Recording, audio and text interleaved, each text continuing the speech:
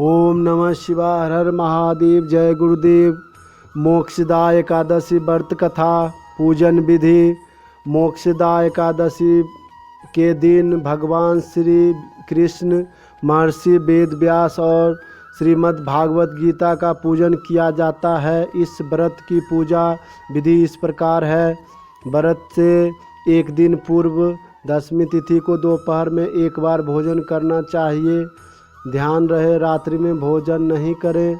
एकादशी के दिन प्रातः काल उठकर स्नान करें और व्रत का संकल्प लें। व्रत का संकल्प लेने के बाद भगवान श्री कृष्ण की पूजा करें, उन्हें धूप दीप और नैवेद्य अर्पित करें। वहीं रात्रि में भी पूजा और जागरण करें।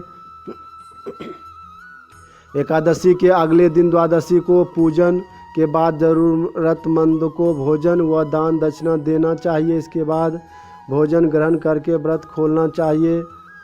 व्रत महात्व। धर्मराज युधिष्ठिर कहने लगे कि हे भगवान, मैंने मार्गशीर्ष कृष्ण पक्ष की एकादशी अर्थात उत्पन्ना एकादशी का सविस्तार वर्णन सुना। अब आप कृपा करके मुझे मार्गशीर्ष माह के शुक्ल पक्ष की एकादशी के विषय में भी बतलाइए। इस एकादशी का क्या नाम है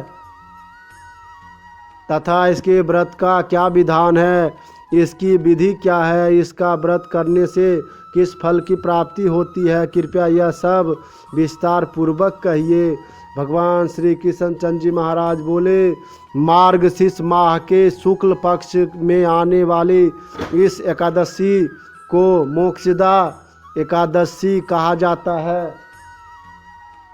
यह व्रत मोक्ष देने वाला था, चिंतामणि के समान सब कामनाएं पूर्ण करने वाला है, जिससे आप अपने पूर्वजों के दुखों को खत्म कर सकते हैं। इसका महात्म्य मैं तुमसे विस्तार पूर्वक कहता हूँ, सुनो।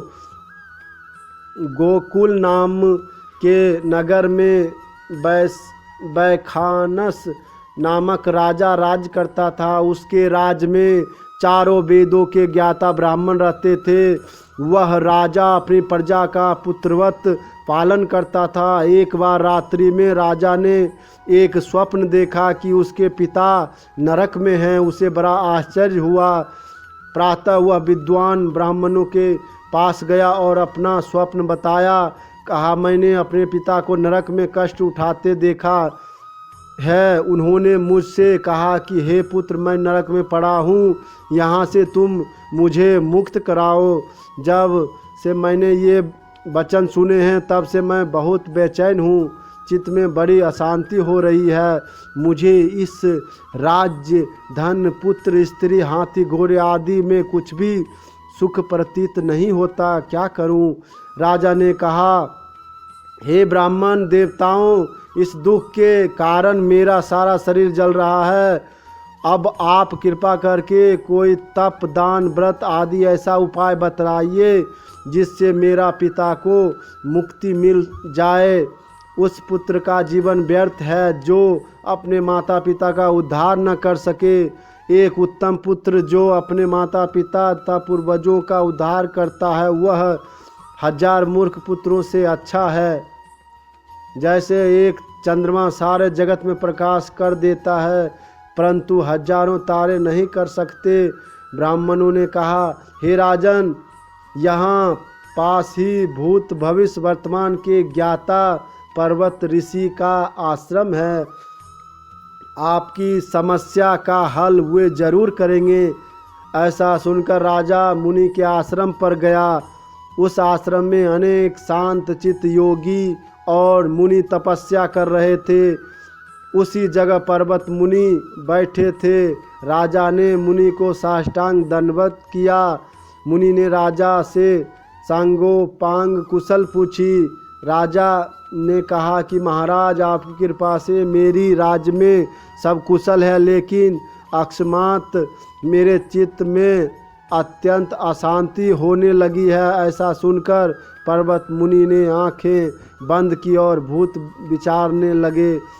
फिर बोले, हे राजन, मैंने योग के बल से तुम्हारे पिता के कुकर्मों को जान लिया है।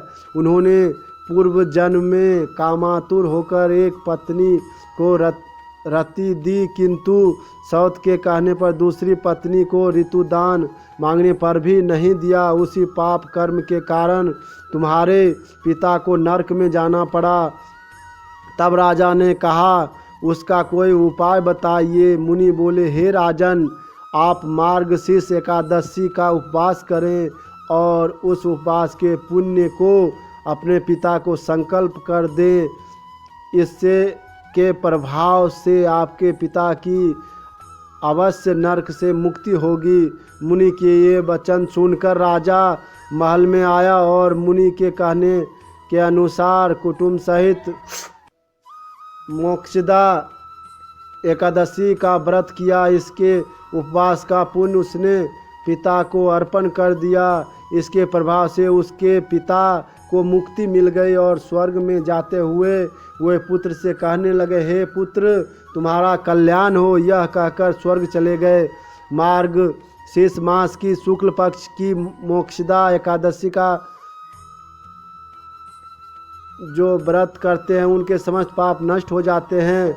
इस व्रत से बढ़कर मोक्ष देने वाला और कोई व्रत नहीं है। इस दिन गीता जयंती मनाई जाती है। साथ ही यह धनुर्मास की एकादशी कहलाती है। अतः इस एकादशी महत्व कई गुना और बढ़ जाता है। इस दिन से गीता पाठ का अनुष्ठान प्रारंभ करें तथा प्रतिदिन थोड़ी देर गीताबस पढ़े। ओम नमः शिवाय। हर हर महादेव।